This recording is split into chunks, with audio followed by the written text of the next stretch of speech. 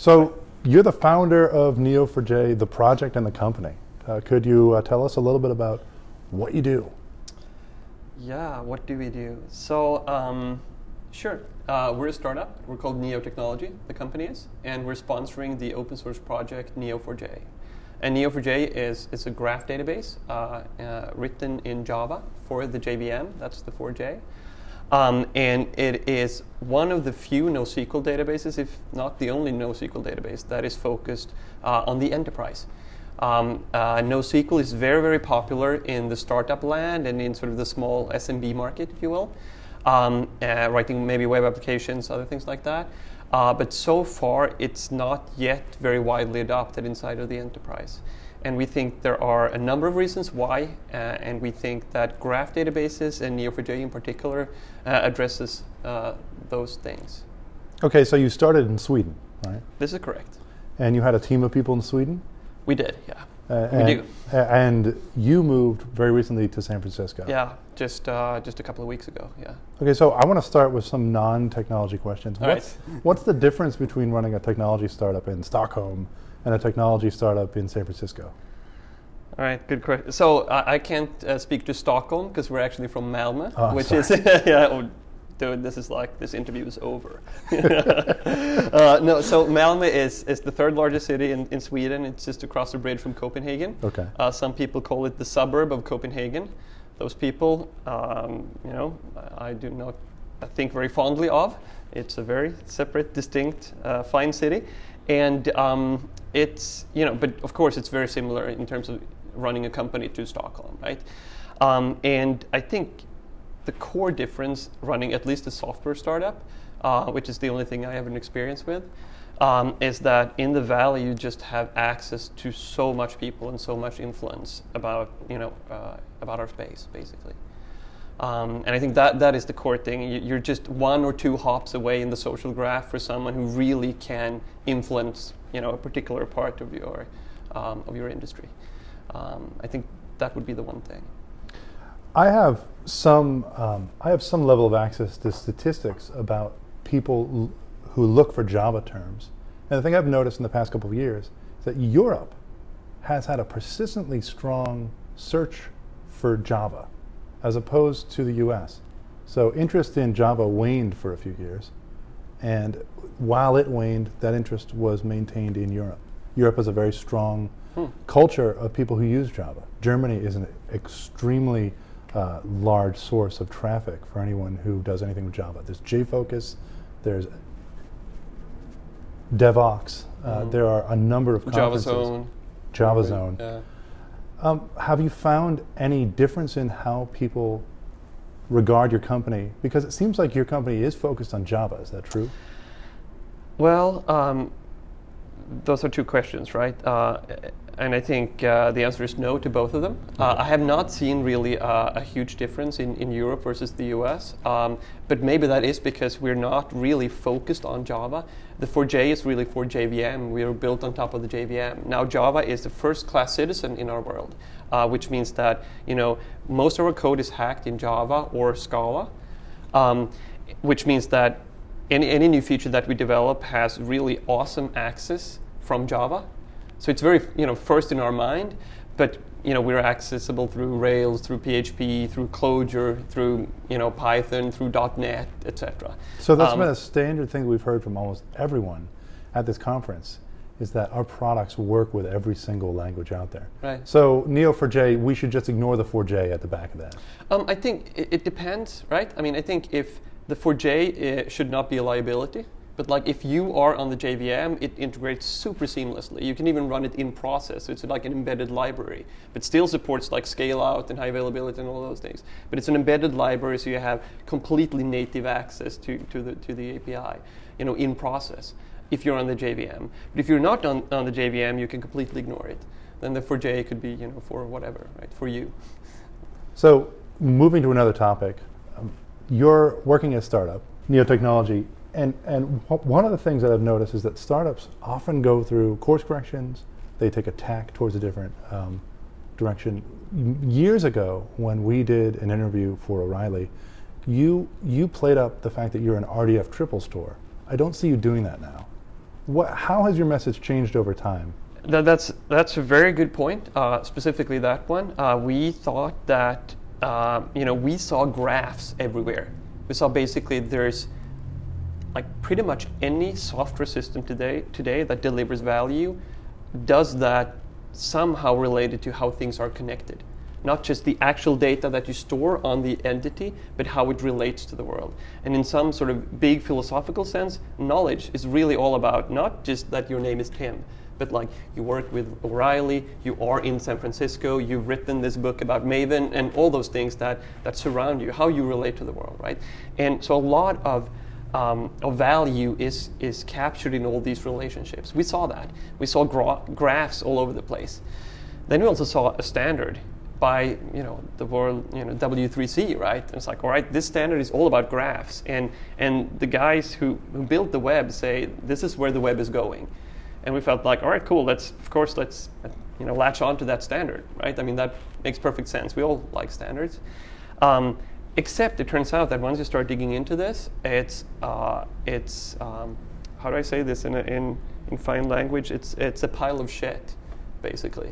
It's incredibly complex. It is designed and written by people whose main primary objective was to deliver articles. And in order to support their articles, they had to write some code, and they did, and it sort of worked, kind of thing, right? And that's what the semantic web is filled of, right? Which means that it's beautiful ideas. The concepts are pure and elegant, but the software supporting it is not. And that means API, that means standards, all of that.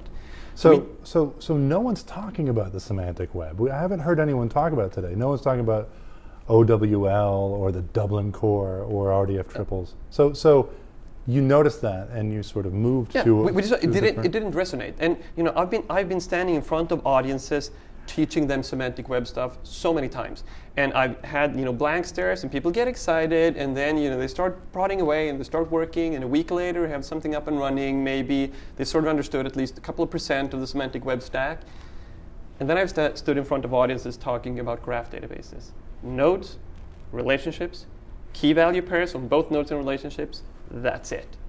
And it just catches on, and people can take it and be up and running in an hour versus several weeks, if not months. But it's the same thing. It's the same core idea, but a lot of it is about execution. If it's a simple API, if it's documentation written not to produce brownie points in the academic world, but actually for people to understand, etc. So I think that's, I agree with the principles underlying the semantic web, but I just think that the execution is poor. Do specifications detract from the technologies they're trying to standardize?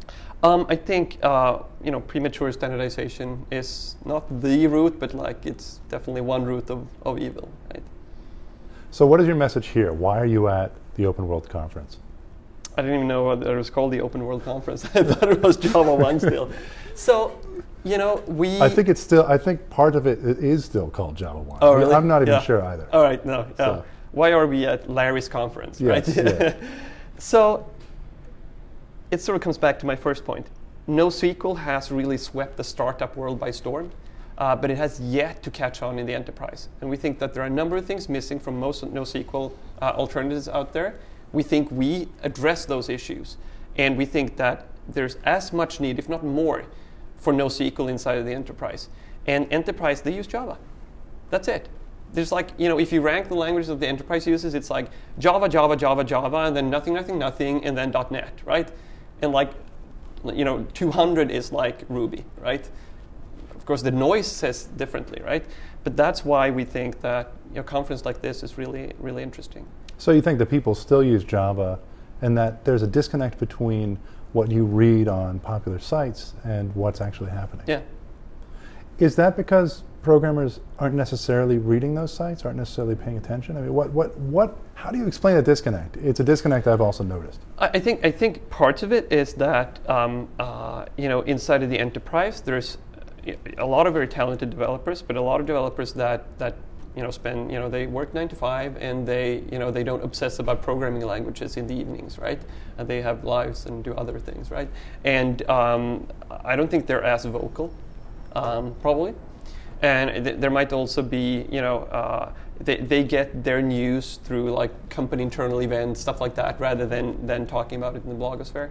I think that may be one reason.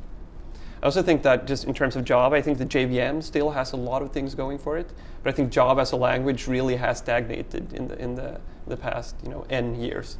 Maybe we're going to see a change with that now that finally Java 7 is out, and certainly doesn't include many of the things that I'd like to see in there, but like maybe they're coming, right? So there's at least some velocity in Java the language, but I think Java the platform is going super strong still. Who's your target when you try to sell something at a company? You're selling a product, and who are you trying to sell that product to? Are you trying to sell it to developers? Developers. And what's your core message? So what do you sort of go in with? So our core message is that the era of the one-size-fits-all database is over. For 40 years, if we built something and we wanted to store it, our choices were MySQL, Oracle, Sybase, Microsoft, DB2, right, IBM. A flavor of vendors in the relational space, right? That was the only choice we had. We think that we're now at a point in history where data is too big and too complex that you can no longer take your entire data set and put it into this one type of solution, this one store, the one-size-fits-all store. Instead, your job as the data architect is to look at your big data set, identify parts of it that is tabular.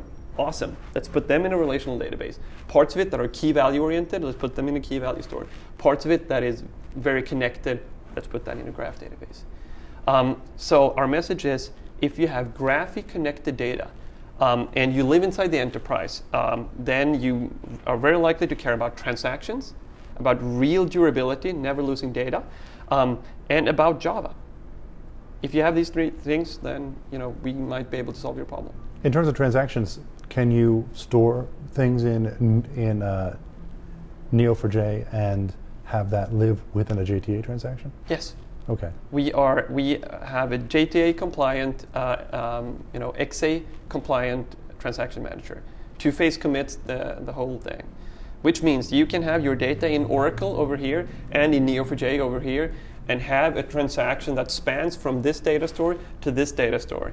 Data will be committed here, on disk, durable, safe, only if it's also committed here, durable, unsafe. Real two-phase commit, strong consistency. And that's a blocker for a lot of your clients. Right. Not having that is a blocker. Yeah, right. Absolutely. I mean, we go in and we live side by side with Oracle. Sometimes we replace Oracle for mission critical systems. You're not going to do that if you can't support real transactions, real durability, and great Java support. So the key to NoSQL, in your mind, and this is just a statement, feel free to correct me, is you're not replacing the database. You're just telling people, don't only use the database and use this other technology, but make sure that the integration is seamless. Correct. NoSQL, no SQL is not no to SQL. It's not never SQL. It is not only SQL, which is why the right way to write NoSQL is capital N, capital O SQL, to really accentuate the fact that it's not only SQL. One of your challenges must be that there's 20 trillion choices now. There's Couch, there's Tokyo Cabot, there's It's actually 19 trillion choices. 19 billion trillion choices. How do you cut through the noise? I mean, it seems like I could go into an architecture meeting and make up a silly name like Smorgasbord. How come we're not storing our data in Smorgasbord? And no one would be able to tell me that I just made that up. That kind of seems what the NoSQL space is like. So I guess my question for you is, how do you cut through all of this?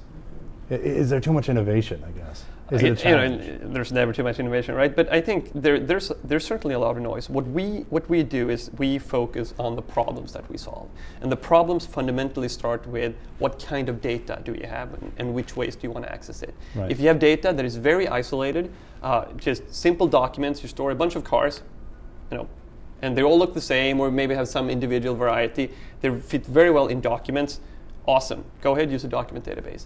If you have connections between them, like, this car actually has an owner, and actually he can own multiple cars, and you want to maybe look at that and figure out how, what kind of cars, owners that own Volvo, to use a Swedish example, right, might be very likely to also own SOBs. I'm just making this up, right? If you want to do stuff like that, intelligence, that's very likely around how things are connected, and then very probably a graph database is a good fit. So we try to lead with the problem that we solve. So you're not going to get into creating a big feature matrix that compares you to other products. You just try to go in with what is the specific problem, and is our product. Yeah, and I think a feature matrix comes in when you belong to the same product category, right? So feature matrices would be great between different graph databases, right? Looking at that. But between a graph database and a document database, it doesn't make sense. They solve different problems. If you have simple data that is not connected, awesome. MongoDB, CouchDB, or Couchbase are great solutions for that. If you have that kind of data, but also with connections between them, then graph databases are better. And graph databases will always win in terms of performance, in terms of ease of use, in terms of robustness, when data is connected. And they will always lose to a document database if data is very simple. If you can, what's the most interesting client? What's the client that surprised you the most? If you are allowed to tell me.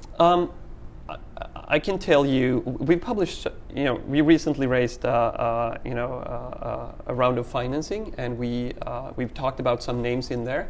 I can talk about, not mentioning the specific name, but the characteristics of the company. And it was a company that contacted us about a year ago now.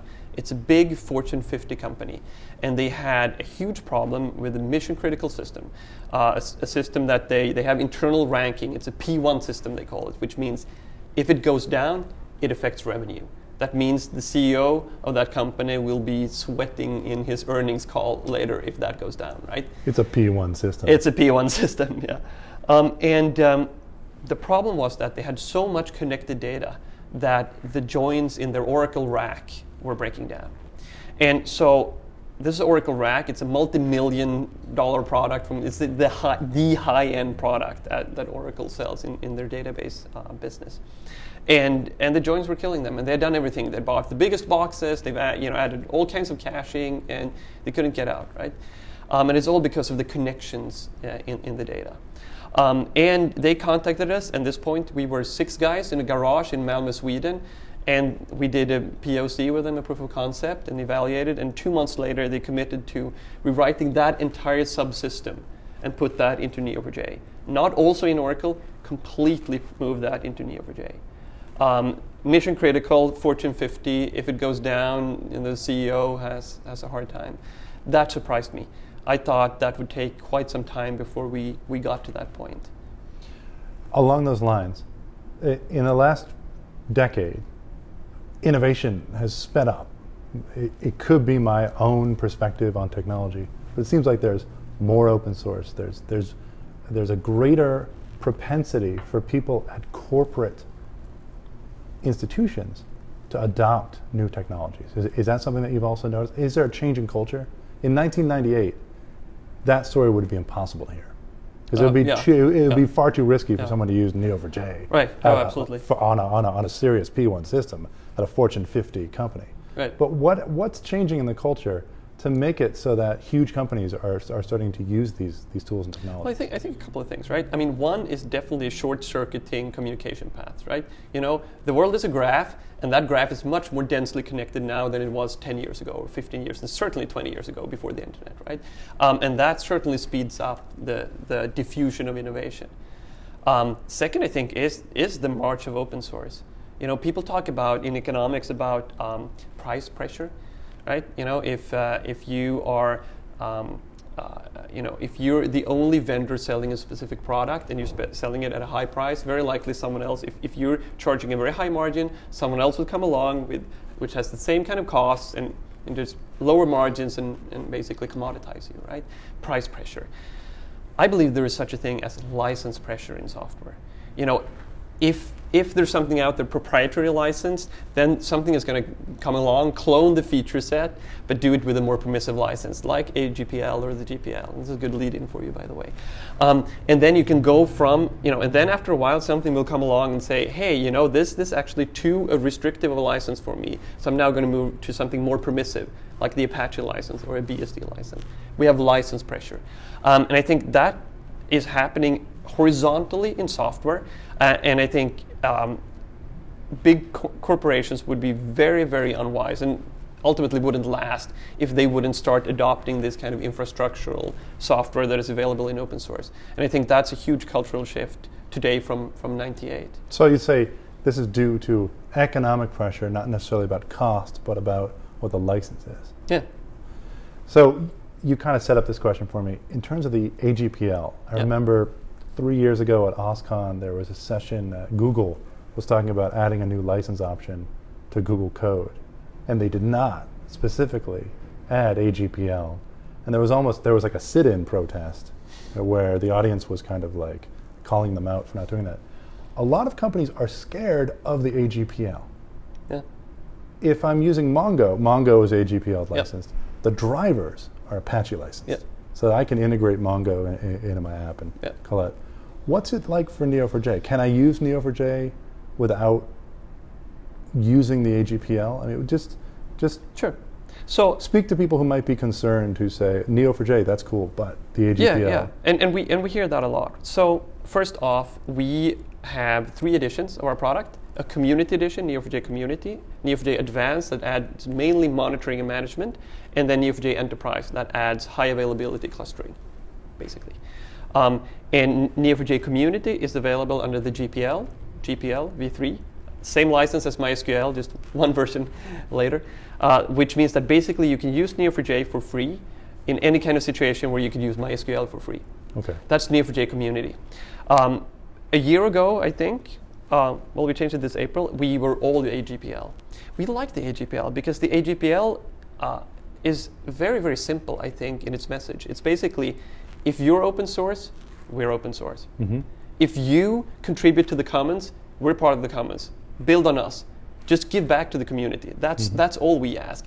If you, however, want to take off your contribution off the commons, well, maybe you shouldn't be using our stuff for free then either. And at that point, however, if you still want to use our stuff, feel free to come to us and we'll sort it out with the commercial license. I think that's a very simple, ethical message that I can definitely stand for. So that's for the advanced and the enterprise products, and that's also how we, why we're, building a healthy, actually, economically sustainable company, right? The fact that we sell advanced and enterprise. But for Neo4j Community, that's all free. Anytime you could use MySQL, you can use Neo4j Community. So would you consider Neo Technology to be pursuing an open core strategy? I think so. Open core with a twist. I've called it layered open source because to date we don't develop any software that is not open source. That's not an organizational commitment to always be that way, but I just think it makes sense. I think infrastructural software should be free. All right, so I want to ask another question focusing on running a startup. All right, go. You just said you raised another round of financing.